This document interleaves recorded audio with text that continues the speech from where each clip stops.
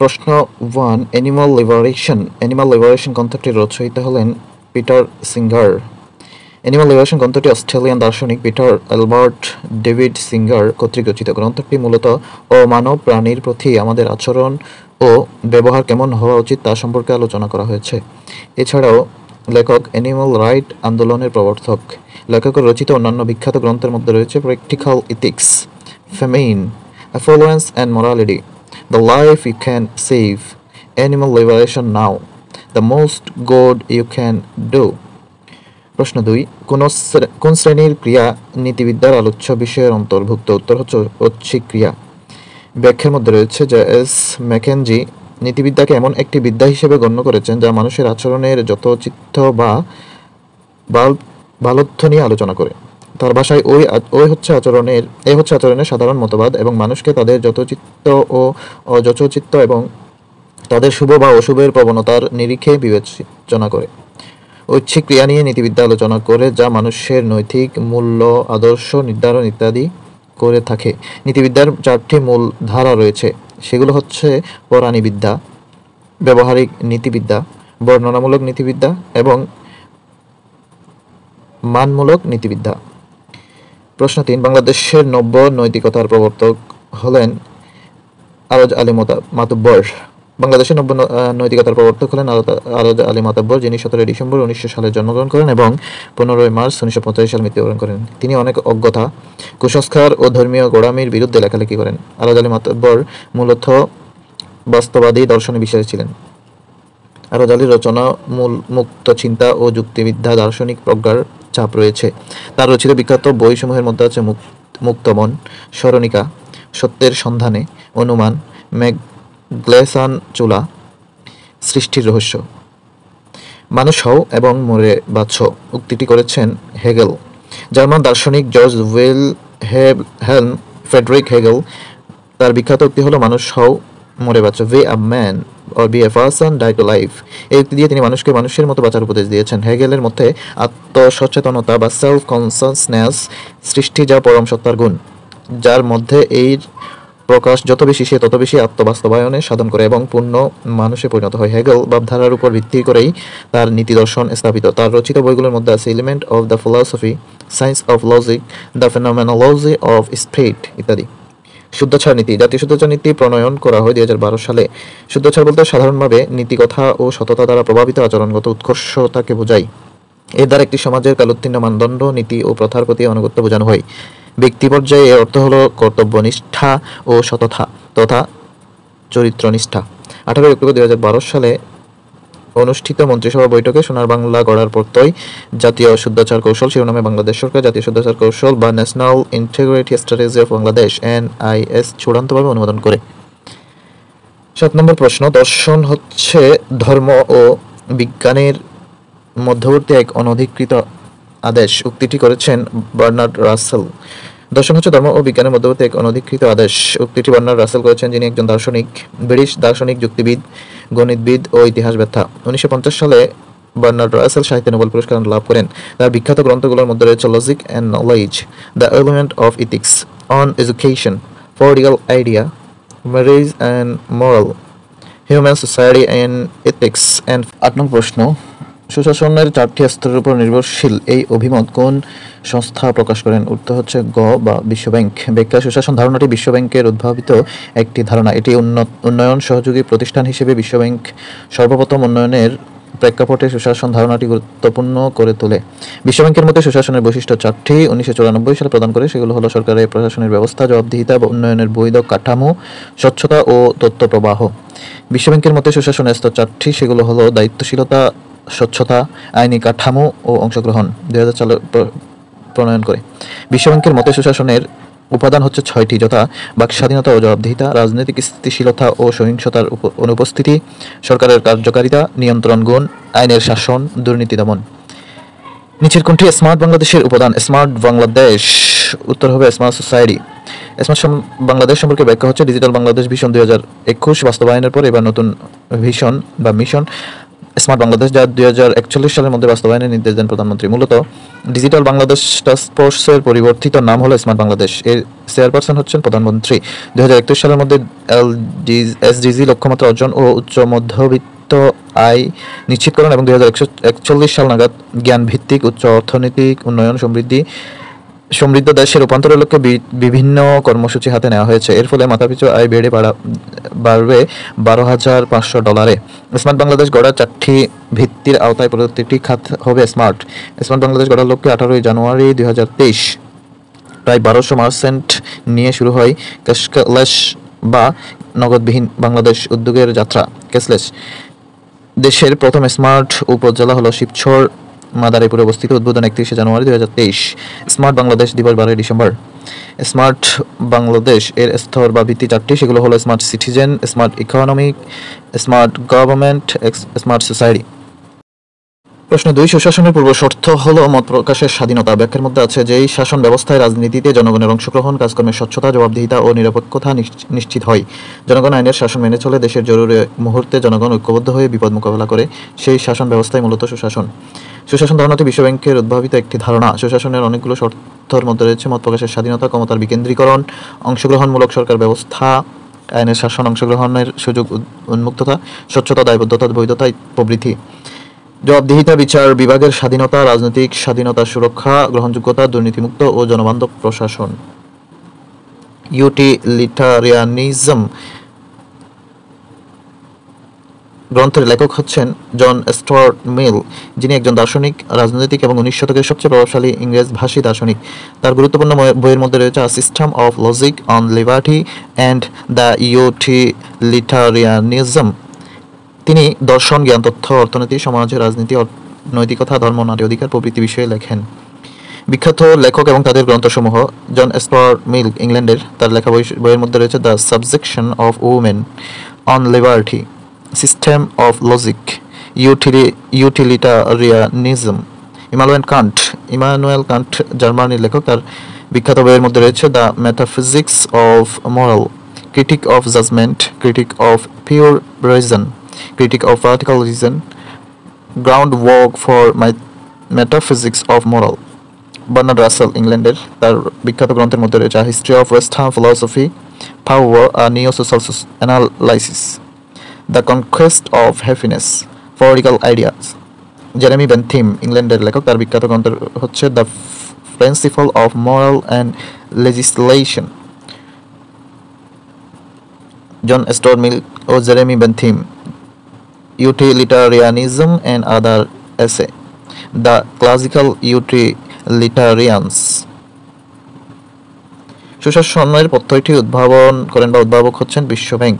সুশাসন ধারণার উদ্ভাবক বিশ্বব্যাংক। 1989 সালে বিশ্বব্যাংকের এক সমীক্ষায় সর্বপ্রথম সুশাসন শব্দটি ব্যবহার করা হয়। এই ধারণা বা এই আধুনিক শাসন ব্যবস্থার সংযোজিত রূপ এটি।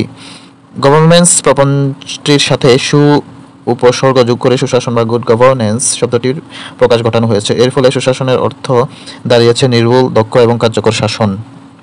জেনে রাখা ভালো, জাতিসংঘ সুশাসনের লক্ষ্য উদ্দেশ্য হল মৌলিক স্বাধীনতা উন্নয়ন। 1997 সালে জাতিসংঘ শাসক ও ক্রমবর্ধমান মানবিক উন্নয়ন শীর্ষক প্রতিবেদন প্রকাশ করে।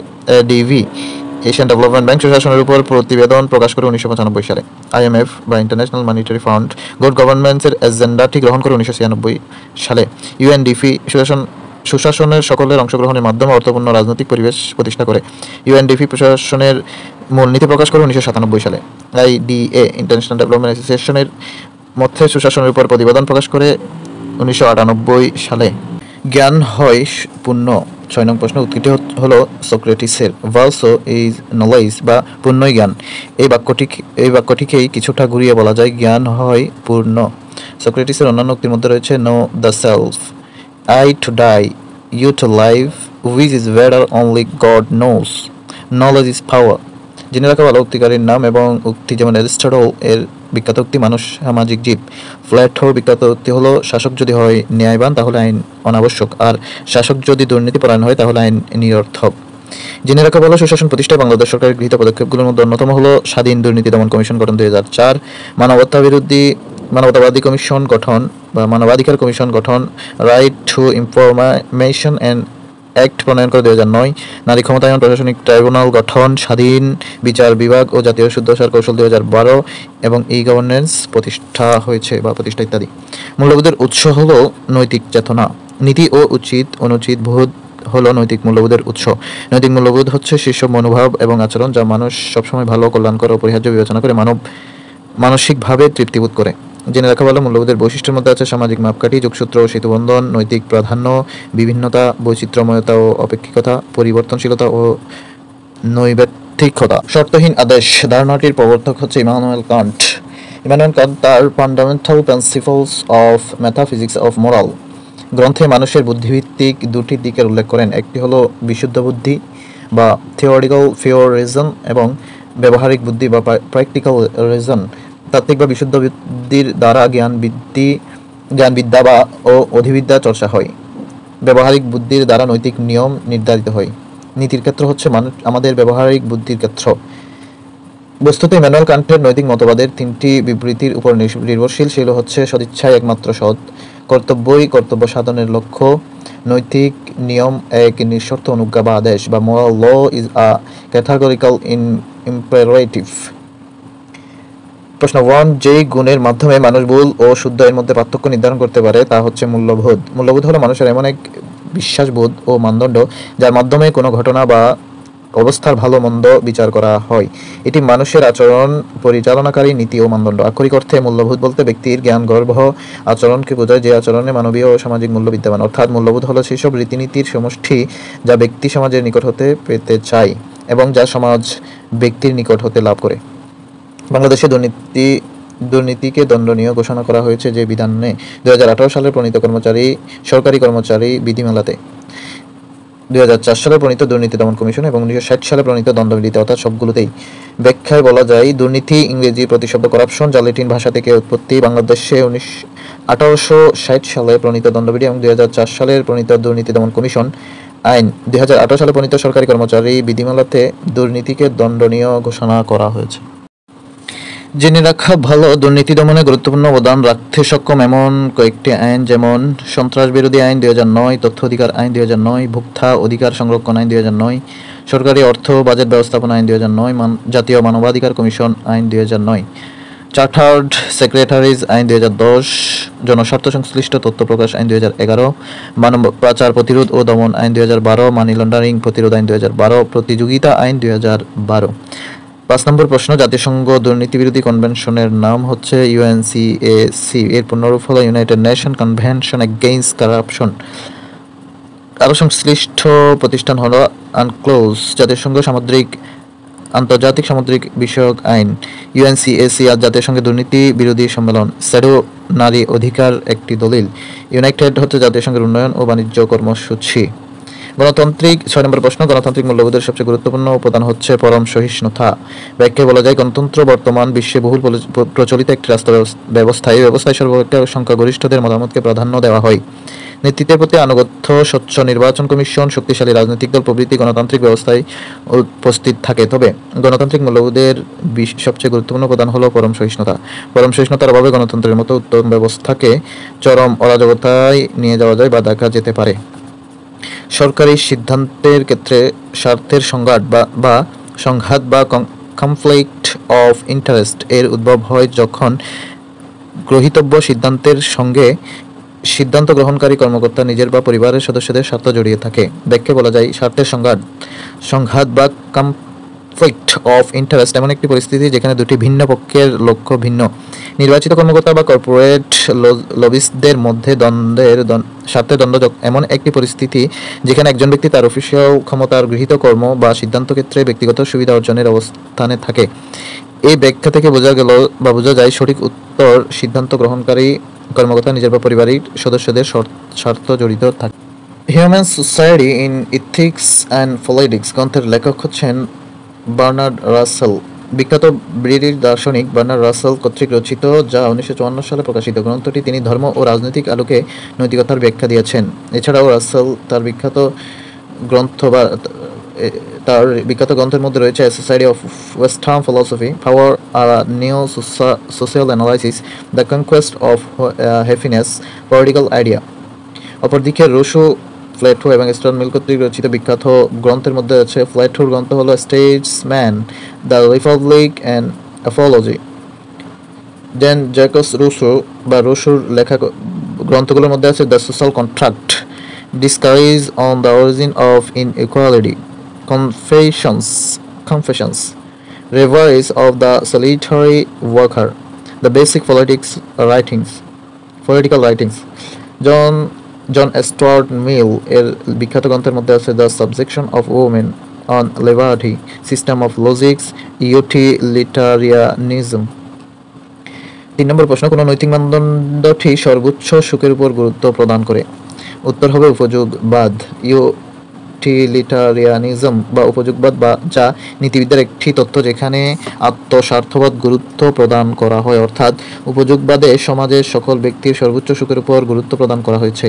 জেরেমি বেনথাম 1789 সালে তার an introduction to the principle of moral and legislation গ্রন্থে এই তথ্যের প্রথম আলোচনা করেন, যা পরবর্তীতে জন স্টুয়ার্ট মিল কর্তৃক জনপ্রিয় হয়। অন্যদিকে পদার্থবাদ দ্বারা অপরের জন্য ত্যাগ স্বীকার করা। প্রশ্ন নং 5, বিশ্বব্যাংকের মতে সুশাসনের উপাদান হলো 6টি। 1989 সালে বিশ্বব্যাংক এক সমীক্ষায় সর্বপ্রথম সুশাসন শব্দটি ব্যবহার করে। এটি শাসন ব্যবস্থা সংযোজিত রূপ, আধুনিক শাসন ব্যবস্থা সংযোজিত রূপ। বিশ্বব্যাংকের মতে সুশাসনের উপাদান 6টি, সেগুলো হলো বাকস্বাধীনতা ও জবাবদিহিতা, আইনের শাসন, নিয়ন্ত্রণ গুণ, রাজনৈতিক স্থিতিশীলতা ও সহিংসতার অনুপস্থিত, সরকারের কার্যকারিতা, 6 নম্বর দুর্নীতি দমন। 2000 সালে বিশ্বব্যাংক প্রকাশ করে যে গুড গভর্নেন্স বা সুশাসনের 4টি স্তম্ভের উপর নির্ভরশীল, আর সেগুলো হচ্ছে দায়িত্বশীলতা, স্বচ্ছতা, আইনি কাঠামো ও অংশগ্রহণ। 6 নং প্রশ্ন, শাসক যদি মহৎ গুণ সম্পন্ন হয় তাহলে আইন নিষ্প্রয়োজন, আর শাসক যদি মহৎ গুণ সম্পন্ন না হয় তাহলে শাসক যদি মহৎ গুণ সম্পন্ন না হয় তাহলে আইন অকার্যকর। এই উক্তিটি করেছেন হচ্ছে প্লেটো। বিখ্যাত দার্শনিক দ্য রিপাবলিক গ্রন্থ থেকে নেয়া এই প্লেটোর দ্য রিপাবলিক গ্রন্থ থেকে নেওয়া এই উক্তিটি। অন্যান্য উক্তির মধ্যে রয়েছে প্লেটোর 1 number, wise men speak because they have something to say, fools because they have to say something. 2 number, human behaviour follows from 3 main source, desire, emotion and knowledge. 3 number উক্তি, one of the penalties for refusing to participate in politics is that you end up being governed by your inferior. 9 নম্বর প্রশ্ন, on liberty গ্রন্থের লেখক জন Stuart মিল, যিনি একজন ইংরেজ দার্শনিক, বইটি রচনা করেন 1859 সালে। বইটির বিষয়বস্তু হলো সমাজ ও রাষ্ট্রের প্রেক্ষাপটে উপযোগবাদের। প্রশ্ন 1, মূল্যবোধ দৃঢ় হয় শিক্ষার মাধ্যমে, অর্থাৎ মূল্যবোধ দৃঢ় হয় শিক্ষার মাধ্যমে। সুশিক্ষা মানুষের মধ্যে ইতিবাচক ও কুশিক্ষা মানুষের মধ্যে নেতিবাচক মূল্যবোধকে দৃঢ় করে। 2 নম্বর প্রশ্ন, কোন মূল্যবোধ রাষ্ট্র, সরকার ও গোষ্ঠী কর্তৃক স্বীকৃত? উত্তর হবে ইতিবাচক মূল্যবোধ, অর্থাৎ ভালো মন্দ, ঠিক বেঠিক, কাঙ্ক্ষিত অনাকাঙ্ক্ষিত বিষয় সম্পর্কে সমাজের সদস্যদের যে ধারণা তার নামই হলো মূল্যবোধ। দৈনন্দিন ব্যক্তিগত, সামাজিক ও রাষ্ট্রীয় জীবনে যে সমস্ত নীতিমালা দ্বারা মানুষের ব্যক্তিগত ও সমষ্টিগত আচরণ নিয়ন্ত্রণ ও পরিচালিত হয় তার সমষ্টিকেই মূল্যবোধ বলে। গণতান্ত্রিক মূল্যবোধ রাষ্ট্রের নাগরিকদের অন্যতম গুণ হলো সহনশীলতা। নীতি ও উচিত অনুচিতবোধ হলো নৈতিক মূল্যবোধের উৎস। মানুষের সামাজিক আচার ব্যবহার ও কর্মকাণ্ডকে নিয়ন্ত্রণ করে সামাজিক মূল্যবোধ। আর ইতিবাচক মূল্যবোধ রাষ্ট্র, সরকার ও গোষ্ঠী কর্তৃক স্বীকৃত। 3 নম্বর প্রশ্ন, কে কর্তব্যের নৈতিকতার ধারণা প্রবর্তন করেন? উত্তর হবে ইমানুয়েল কান্ট। কর্তব্যের নৈতিকতা ধারণাটি প্রবর্তন করেন জার্মান দার্শনিক ইমানুয়েল কান্ট। তার লেখা ক্রিটিক অফ পিওর রিজন ইতিহাসের অন্যতম সেরা দর্শন বিষয়ক বই। সভ্যতার অন্যতম প্রতিচ্ছবি হলো সমাজ। 4 নম্বর প্রশ্ন, সভ্যতা হচ্ছে উন্নত জীবনধারা তথা সংস্কৃতির উন্নত ধরন। সভ্যতা যুক্তিবিদ্যা, বস্তুগত সংস্কৃতি ও সামাজিক প্রতিষ্ঠানসমূহের সমষ্টিকে বোঝায়। সভ্যতা হচ্ছে সংস্কৃতির অধিকতর অগ্রসর ও জটিল বিষয় যা বিভিন্ন সমাজে প্রভাবিত হয়। সমাজ ব্যবস্থার অন্যতম প্রতিচ্ছবি, কেননা সমাজের বিশ্লেষণ করেই সভ্যতার সম্পর্কে ধারণা পাওয়া যায়। 6 নম্বর প্রশ্ন, রাষ্ট্রের সকল ক্ষেত্রে উন্নয়নের জন্য সুশাসন আবশ্যক। এই উক্তিটি করেন মিশেল ক্যামডেসাস। সুশাসন সংক্রান্ত প্রশ্নের উক্তিটি করেছেন ফরাসি অর্থনীতিবিদ মিশেল ক্যামডেসাস। তিনি আন্তর্জাতিক মুদ্রা তহবিলের ব্যবস্থাপনা পরিচালক ছিলেন। প্লেটোর সদ্গুণ বলতে বুঝিয়েছেন প্রজ্ঞা, সাহস, আত্মনিয়ন্ত্রণ ও ন্যায়কে। 8 নম্বর প্রশ্ন, প্লেটো ছিলেন বিশ্ববিখ্যাত গ্রিক দার্শনিক। তিনি দার্শনিক সক্রেটিসের ছাত্র এবং দার্শনিক অ্যারিস্টটলের শিক্ষক ছিলেন। তার মতে সদ্গুণ বলতে প্রজ্ঞা, সাহস, আত্মনিয়ন্ত্রণ ও ন্যায়কে বোঝানো হয়। 10 নম্বর প্রশ্ন, গণতান্ত্রিক বাংলাদেশের সংবিধানে কোন অনুচ্ছেদে জনস্বাস্থ্য ও নৈতিকতার বিষয়টি আলোচিত হয়েছে? উত্তর হবে 18 নং অনুচ্ছেদে, অর্থাৎ 18 নং অনুচ্ছেদে জনস্বাস্থ্য ও নৈতিকতার বিষয়ে আলোচনা। গোল্ডেন মিন হলো দুইটি চরমপন্থার মধ্যবর্তী অবস্থা, অর্থাৎ গোল্ডেন মিন বা সুবর্ণ মধ্যক গ্রিক দার্শনিক এরিস্টটল কর্তৃক উদ্ভাবিত জনপ্রিয় ধারণা। সাধারণভাবে সুবর্ণ মধ্যক বলতে মধ্যম পন্থাকে বোঝায়। দুটি চরমপন্থার মধ্যকার পন্থাকে গোল্ডেন মিন হিসেবে বিবেচনা করা হয়। একদিকে বেপরোয়া সাহস, অন্যদিকে ভীরুতা, দুইয়ের মাঝখানে যে থাকে সেটি হলো যথার্থ সাহস, সেটি হলো গোল্ডেন মিন।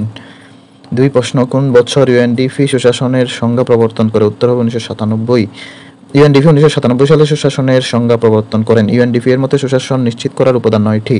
ইউএনডিপি এর মতে যে শাসনে আইন শৃঙ্খলা রক্ষিত থাকে, সম্পদ ও অধিকার রক্ষার্থে বিভিন্ন প্রতিষ্ঠান সৃষ্টি করা হয়, বিনিয়োগ উৎসাহিত হয়, মৌলিক পরিকাঠামো প্রতিষ্ঠিত হয়, দারিদ্র্যের সেবা প্রদান করা হয় এবং সর্বোপরি জবাবদিহিতা প্রতিষ্ঠিত হয়, তাই সুশাসন।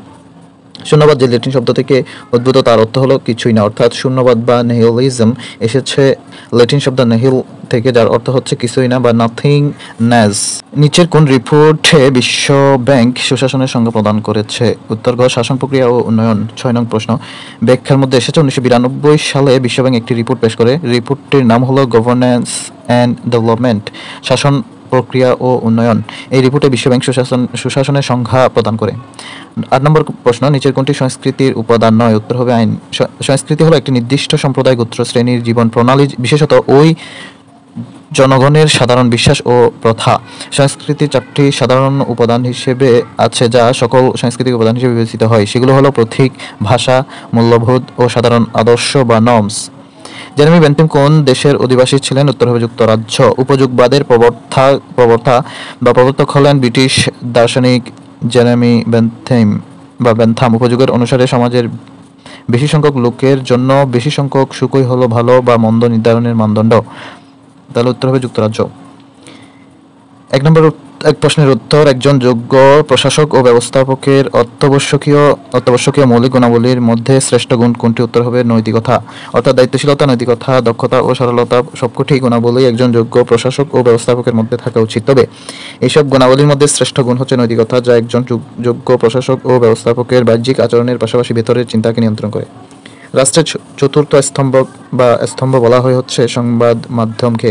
ব্যাখ্যার মধ্যে রয়েছে রাষ্ট্রের প্রথম স্তম্ভ আইন, দ্বিতীয় শাসন বা নির্বাহী বিভাগ, তৃতীয় বিচার বিভাগ, চতুর্থ সংবাদ মাধ্যম। জেনে রাখা ভালো, 1787 সালে ব্রিটিশ পার্লামেন্টারিয়ান এডমন্ড বার্গ রাষ্ট্রের চতুর্থ স্তম্ভ বা ফোর্থ স্টেট হিসেবে সংবাদ মাধ্যমকে নির্দেশ করেন। সরকারি সিদ্ধান্ত প্রণয়নে কোন মূল্যবোধটি গুরুত্বপূর্ণ নয়? উত্তর সৃজনশীলতা, অর্থাৎ সরকারি কাজে বা সিদ্ধান্ত গ্রহণের ক্ষেত্রে অত্যাবশ্যকীয় বা গুরুত্বপূর্ণ মূল্যবোধ হলো বিশ্বস্ততা, নিরপেক্ষতা, জবাবদিহিতা, সততা ও ন্যায়পরায়ণতা। সৃজনশীলতা কাজে নতুনত্ব আনলেও সরকারি কাজের ক্ষেত্রে বা সিদ্ধান্ত গ্রহণে এটি এখনও অতটা গুরুত্বপূর্ণ বা অপরিহার্য নয়, তবে দিন দিন সৃজনশীলতার গুরুত্ব বৃদ্ধি পাবে, এটা বলা যায়। ইউএনডিপি সুশাসন নিশ্চিতকরণে কয়টি উপাদান উল্লেখ করেছেন? উত্তর হবে 9টি।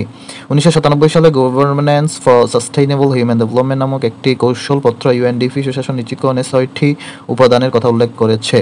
ইউএনডিপি ছাড়াও অন্যান্য কিছু সংস্থা সুশাসন নিশ্চিতকরণে যে কয়টি উপাদান উল্লেখ করেছে সেগুলো হচ্ছে জাতিসংঘ 8টি, আফ্রিকান ডেভেলপমেন্ট ব্যাংক 5টি, আইডিবি 4টি, ইউএনএইচসিআর 5টি।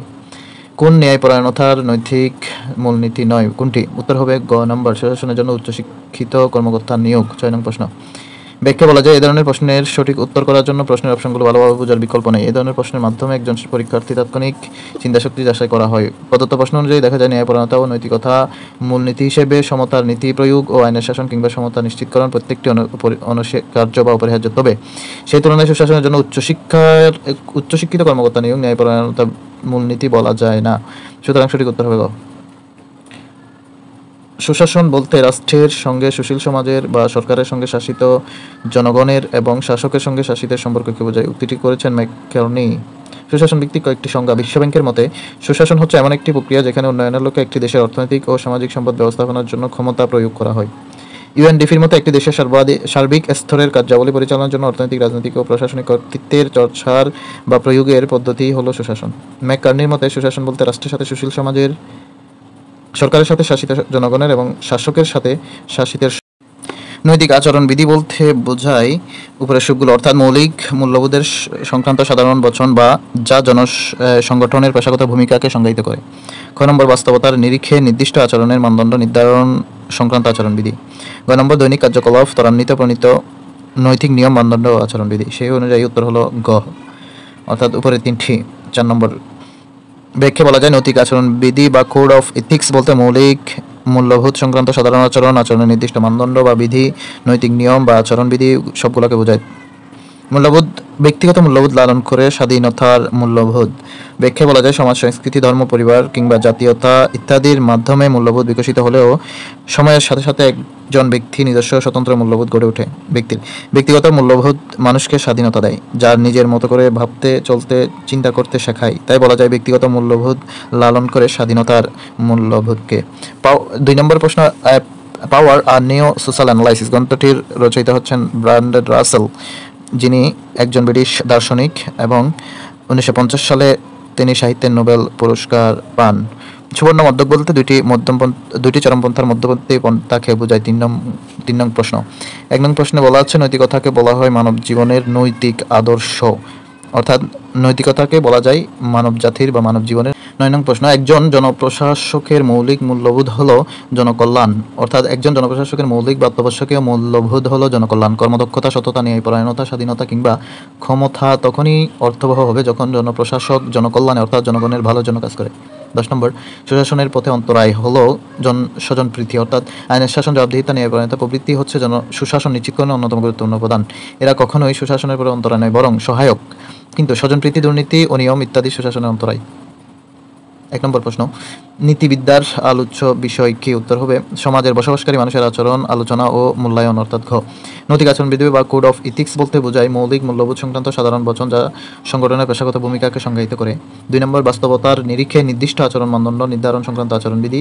3 নম্বর দৈনিক কার্যক্রম ত্বরান্বিতকরণে প্রণীত নৈতিক নিয়ম মানদণ্ড বা আচরণবিধি। সুতরাং নীতিবিদ্যার আলোচ্য বিষয় হলো সমাজে বসবাসকারী মানুষের আচরণের আলোচনা ও মূল্যায়ন। প্রশ্ন 3। মূল্যবোধ বা ভ্যালুস কি? ভ্যালুস হলো মানুষের আচরণ, পরিচালনা, নীতি ও মানদণ্ড। ব্যাখ্যা মূল্যবোধ হলো মানুষের এমন এক বিশ্বাসবোধ বা মানদণ্ড যার মাধ্যমে কোনো ঘটনা বা অবস্থা ভালো ও মন্দ বিচার করা হয়। এটি মানুষের আচরণ, পরিচালনা, নীতি বা মানদণ্ড। আক্ষরিক অর্থে মূল্যবোধ বলতে ব্যক্তির জ্ঞানগর্ভ আচরণকে বোঝায়, যেই আচরণের মানবীয় এবং সামাজিক মূল্য বিদ্যমান, অর্থাৎ মূল্যবোধ হলো সেই সব রীতিনীতির সমষ্টি যা ব্যক্তি সমাজের নিকট থেকে পেতে চায় এবং যা সমাজ ব্যক্তির নিকট হতে লাভ। প্রশ্ন নং 8। জোহান্সবার্গ প্ল্যান অফ ইমপ্লিমেন্টেশন সুশাসনের সঙ্গে নিচের কোন বিষয়টিকে অধিকতর গুরুত্ব দেয়? ক নম্বর উত্তর টেকসই উন্নয়ন, অর্থাৎ জোহান্সবার্গ প্ল্যান অফ ইমপ্লিমেন্টেশন যে 4টি বিষয়ের উপর গুরুত্ব আরোপ করে সেগুলো হলো টেকসই উন্নয়ন, অর্থনৈতিক উন্নয়ন, সামাজিক উন্নয়ন এবং পরিবেশের ভারসাম্য। সুশাসন শব্দটি সর্বপ্রথম কোন সংস্থা সুস্পষ্টভাবে ব্যাখ্যা করেন? উত্তর হবে বিশ্ব ব্যাংক। ব্যাখ্যা বলা যায় সুশাসন শব্দটি প্রথম ব্যবহার ব্যাখ্যা করেন বিশ্ব ব্যাংক 1989 সালে। পরবর্তীতে সুশাসন শব্দটি সম্পূর্ণ ব্যাখ্যা প্রদান করেন ইউএনডিপি 1997 সালে। আইনের চোখে সবাই সমান 7 নং প্রশ্ন। এটি বাংলাদেশ সংবিধানের 27 নং ধারায় বলা আছে। এছাড়াও সংবিধানে প্রাধান্য আছে 7 নম্বরে আইনের দৃষ্টিতে সমান 27 নং অনুচ্ছেদে, সমাবেশের স্বাধীনতা 37 নং অনুচ্ছেদে এবং কতিপয় আইনের হেফাজত সম্পর্কে বলা আছে 47 নং অনুচ্ছেদে। সুশাসনের পূর্ব শর্ত হচ্ছে মত প্রকাশের স্বাধীনতা। প্রশ্ন নং 5। নিরপেক্ষ ও শক্তিশালী গণমাধ্যমের উপস্থিতিতে কিসের অন্তরায়? প্রশ্ন 10। উত্তর হবে সুশাসনের অন্তরায়, অর্থাৎ নিরপেক্ষ ও শক্তিশালী গণমাধ্যমের অনুপস্থিতিতে সমাজে অবক্ষয়, মূল্যবোধের অবক্ষয়, শিক্ষার গুণগত মানের অবনতি ঘটে। এছাড়াও নিরপেক্ষ ও শক্তিশালী গণমাধ্যম না থাকলে প্রশাসনিক স্বচ্ছতা, জবাবদিহিতা এবং সুশাসন ব্যাহত হয়। তাই বলা যায় নিরপেক্ষ ও শক্তিশালী গণমাধ্যম সুশাসনের অন্তরায়।